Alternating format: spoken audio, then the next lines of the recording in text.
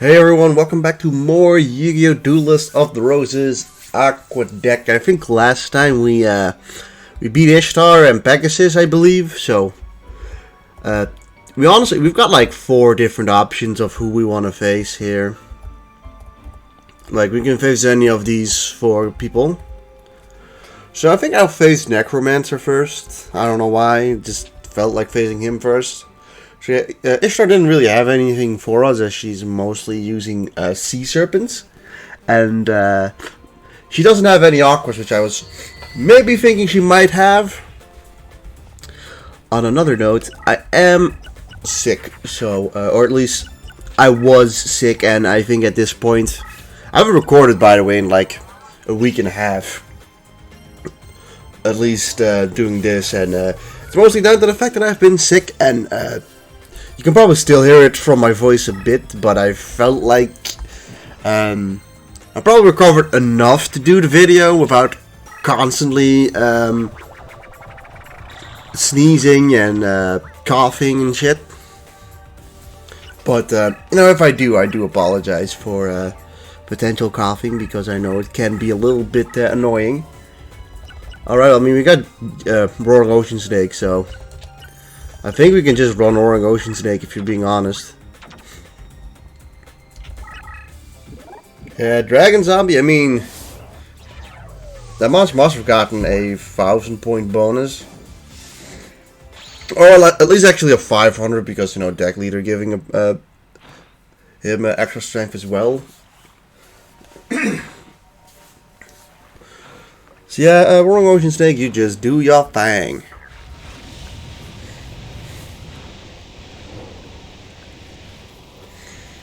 Yeah, this whole animation, it always feels like there's some weird slowdown, but like, this is how slow it's supposed to be.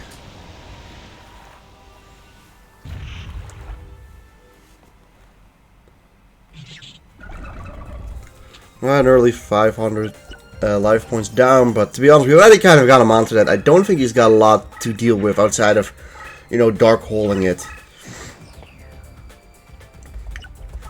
When it comes to our deck, I didn't say, but our deck had only one change, is that I did a reincarnation and I got 2 Roaring Ocean Snakes in there, but yeah. Of course, I only had place to put 1 of them in. So we have 3 Roaring Ocean Snakes now in the deck, as well as 3 Crab Turtles.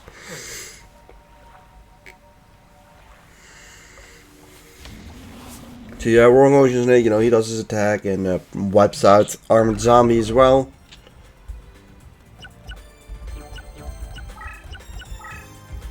And I mean, giant red sea snake with 2800 is already really tough to beat over, so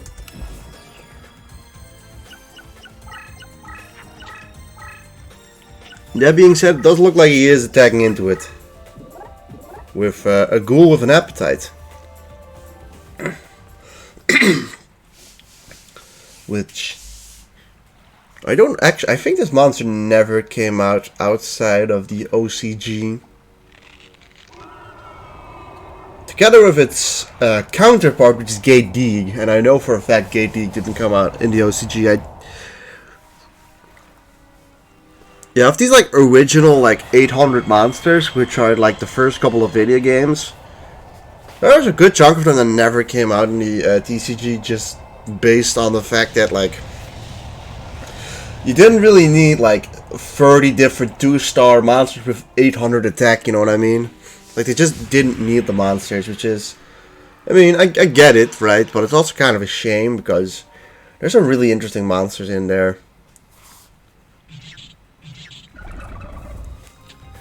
And, you know, early Yu-Gi-Oh! Just has that sort of art style that is, like, matched by none in terms of its, I don't know, uniqueness. Is that maybe the right word to say it?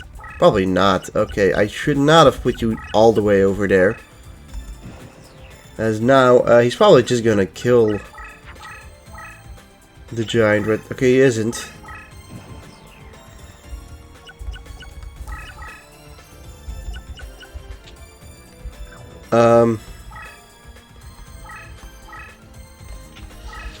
I kind of want him to attack into the Maiden of the Aqua, if I'm being honest here.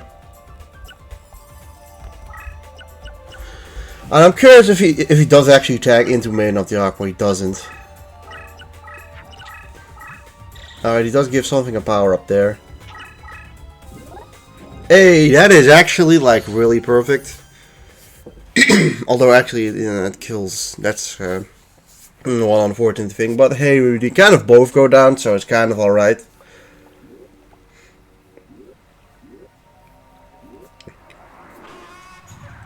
Like, I kind of want to show off the Maiden of Aqua's attack animation. It's just that this monster is better just being in defense mode the whole time.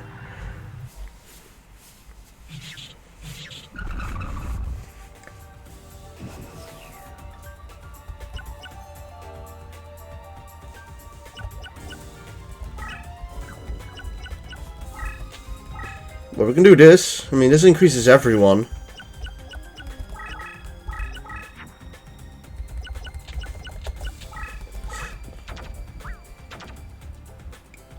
God, like I swear, like Maiden of the Aqua is probably the most sexualized monster in the original like couple duel monster sets. Like holy shit, and she's like the one that's weirdly uncensored. Like outside of like it's one of those weird cards that did not get censored in the TCG and like. Oh wow. We got some cool cards. Yeah, zombie deck. I haven't done the zombie deck yet, but I'm pretty keen on using it once. But yeah, that is Necromancer done. See, I just don't even think it's really that hard. Like on any run. Like Pumpkin the King of Ghosts might be a little scary, but I feel like often enough you can just deal with it. We'll face Darkness Ruler next.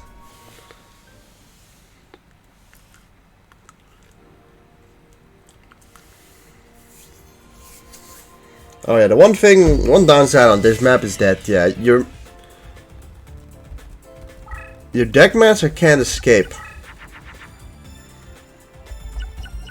That being said, these are some good opening monsters, although I kind of fucked it up with that. Like, I wanted to just get rid of Water Element while using Root Water, but I guess we're not doing that.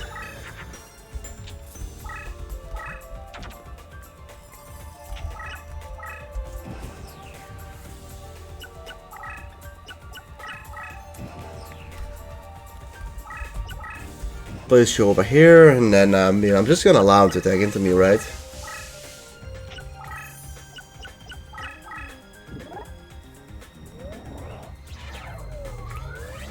Oh well, we got the first bit of water over here.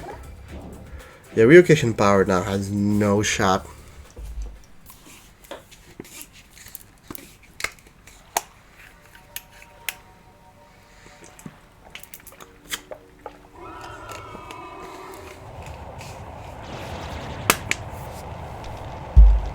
Alright, he uses some kind of Fire Breath attack, which is interesting.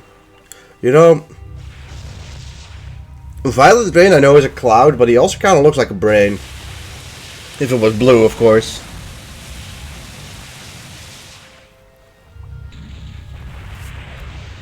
Okay, that is Ryukishin done. With no celebration from Violet Drain, but I think that's because he initiated the attack instead.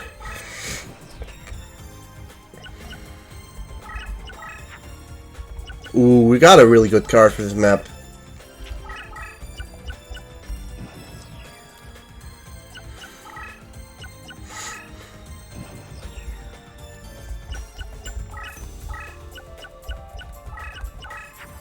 Yeah, I think probably the toughest part of this battle is the whole not being able to use your deck leader abilities, basically. Unless you got some kind of card to get rid of the Labyrinth, but you know, I don't have that. What do we got? Aqua Course. Ooh, that's a good card. Well, we'll keep that safe for now, like over here. Got a couple more water monsters on the board before I use it.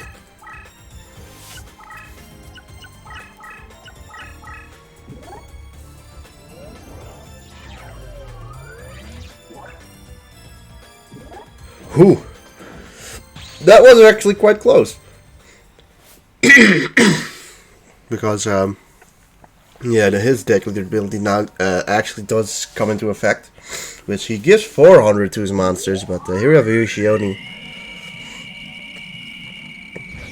Which is, I mean, it's a pretty cool monster if you ask me. I always kind of liked how it looked.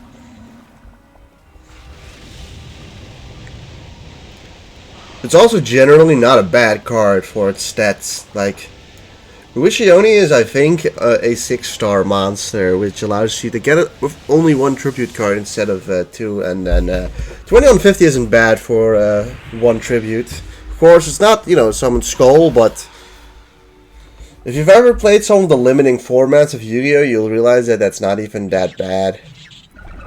Like, Wishioni was actually, like, really good in Kyber Revenge if you did not get the Yu-Gi-Oh! Destiny cards in it. As that was a format with like 300 cards. Somewhat painful choice was in that selection, but still. I think I'll just use Aqua Course now.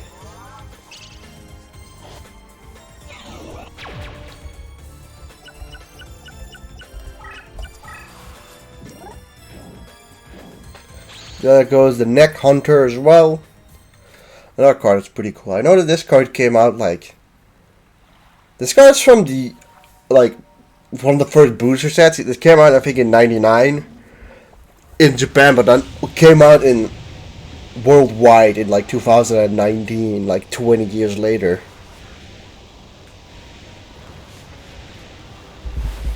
To be fair, Neck Hunter is a pretty cool card.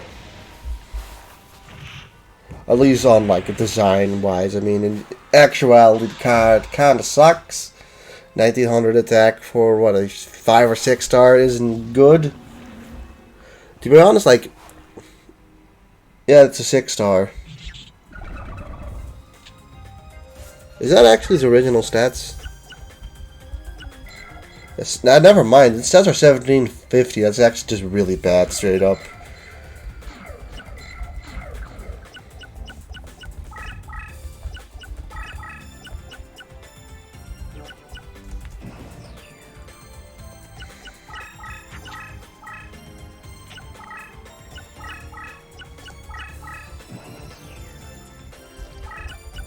Alright. We can put some pressure on them. See what we draw next. Sure.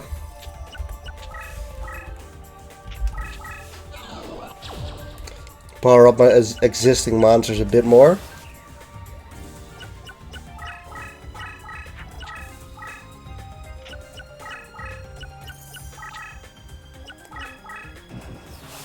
Alrighty, put this monster in defense mode, which has the ability that all damage life point damage increases by 200. Okay. Well, I'll turn darkness into water, and then you're really screwed. I mean, at this point we've got him kind of on the ropes, right? So.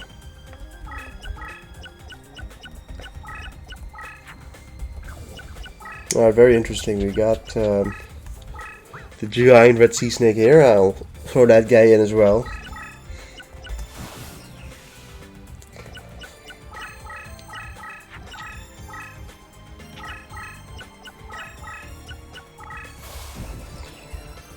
I mean, let's see. We can probably win like this, right? Yeah.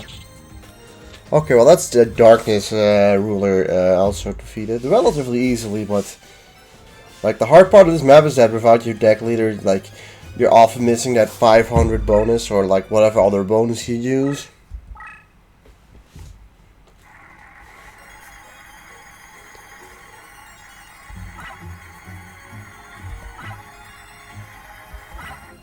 Damn, we almost got a 3 in a row. You know, not that it really matters as we don't really have any more cards from like the free slots that we really need. But still, I mean, if you get like a Mirror Force or something like that from the free slot, it's actually quite nice. At least for like the final battle, because I mean, that battle's just kind of bullshit with whichever deck you use. As, yeah, he just needs to like draw the red cards and he'll win always.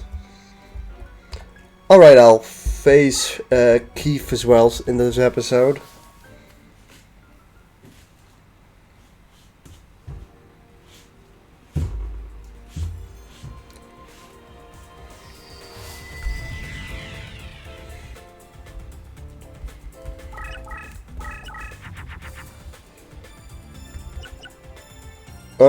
I mean, it's not the greatest opening hand if you ask me, but you know, an early root water doesn't hurt.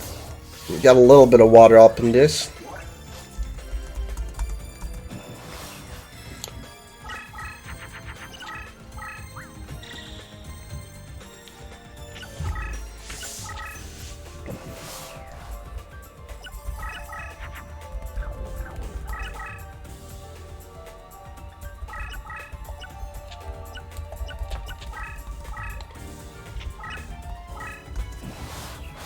I mean, go on, go and attack it. I know you want to. Okay, he does not want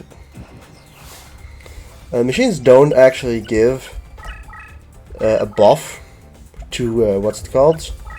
So this is actually perfectly fine. We actually also just straight up beat it with user this. Unfortunately, he had blocker and not like.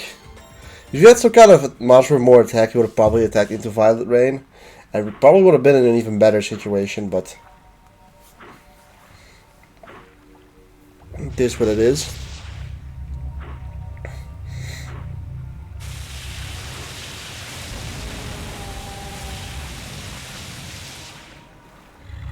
Blocker is one of those weird monsters, if you ask me.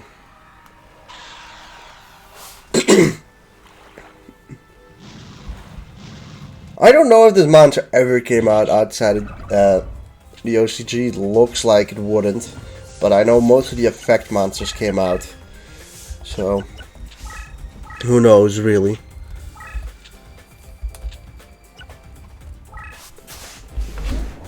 But we've turned a good chunk of the battlefield into water at this point, so we're honestly in a pretty good situation regarding that. Okay, it's got a Labyrinth wall or Labyrinth Fortress, whatever. Oh wow, we got the Maiden of Aqua here.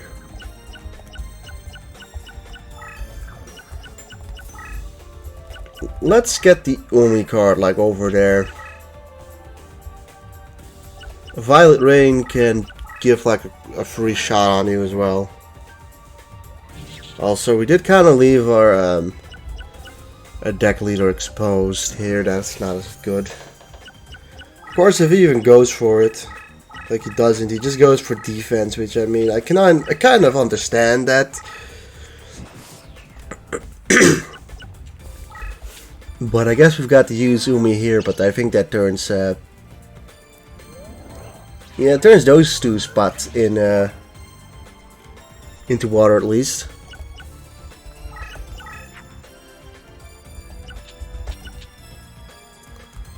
Curious if he will attack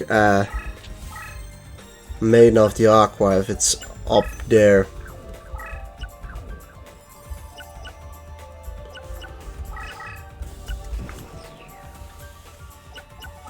Of course, at one spot we're probably not going to be able to beat over whatever monster that is, and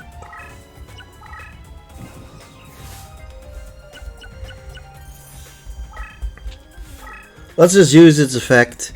I mean,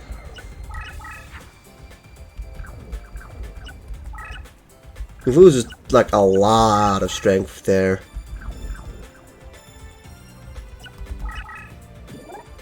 Well, it's Blast Sphere. That is, I mean, it probably actually makes us win the game, if anything.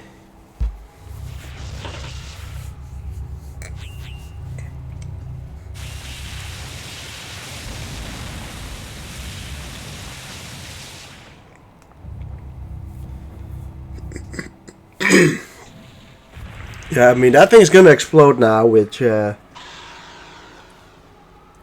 mean, will destroy any defenses. I mean, it just means that his deck leader is now completely exposed, which is fine by me, to be honest. Yeah, it also destroyed his monster, ironically. Alright, well, this is our strongest monster, but it's, I think, enough to win. Yeah, it is.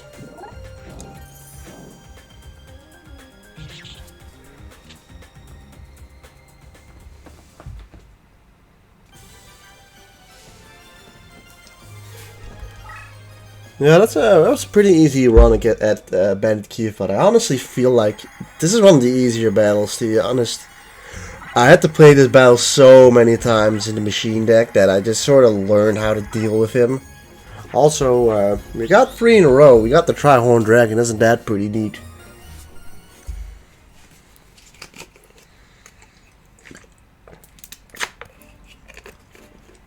I can't believe you actually beat me, the card professor of the Rose Crusaders.